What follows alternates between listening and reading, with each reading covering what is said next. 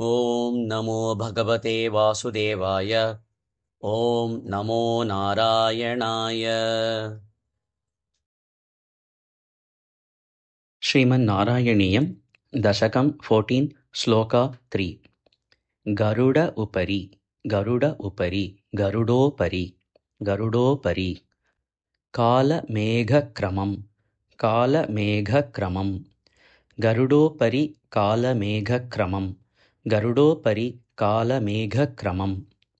विलसत्केलि विलसत्केलि सरोजपाणिपद्मं सरोजपाणिपद्मं विलसत्केलि सरोजपाणिपद्मं विलसत्केलि सरोजपाणिपद्मं गरुडोपरि कालमेघक्रमं विलसत्केलि सरोजपाणिपद्मं गरुडोपरि कालमेघक्रमं विलसत्केलि सरोजपाणिपद्मं हसित उल्लासित हसित उल्लासित हसितोल्लासित हसितोल्लासित आननम् आननं हसितोल्लासित आननं हसितोल्लासित आननं हसितोल्लसिताननं हसितोल्लसिताननं विभो त्वं हसितोल्लसिताननं विभो त्वं हसितोल्लसिताननं विभो त्वं वपुः आविष्कुरुषे स्म वपुः आविष्कुरुषे स्म वपुराविष्कुरुषे स्म वपुराविष्कुरुषे स्म कर्दमाय कर्दमाय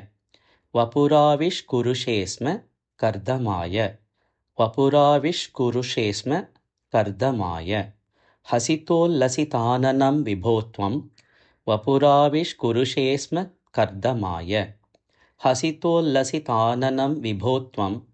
वपुराविष्कुरुषे स्म कर्दमाय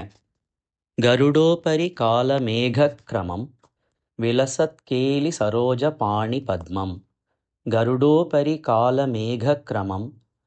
विलसत्केलि सरोजपाणिपद्मं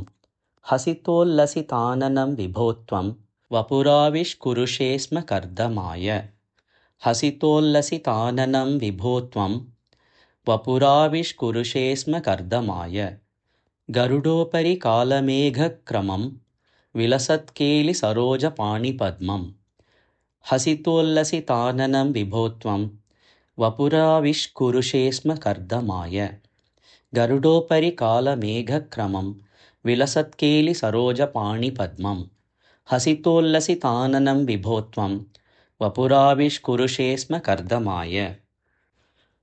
गरुडोपरि कालमेघक्रमं विलसत्केलि सरोजपाणिपद्मं हसितोल्लसिताननं विभो त्वं वपुराविष्कुरुषे स्म कर्दमाय गरुडोपरि कालमेघक्रमं विलसत्केलि सरोजपाणिपद्मं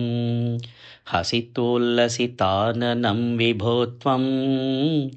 वपुराविष्कुरुषे स्म कर्दमाय।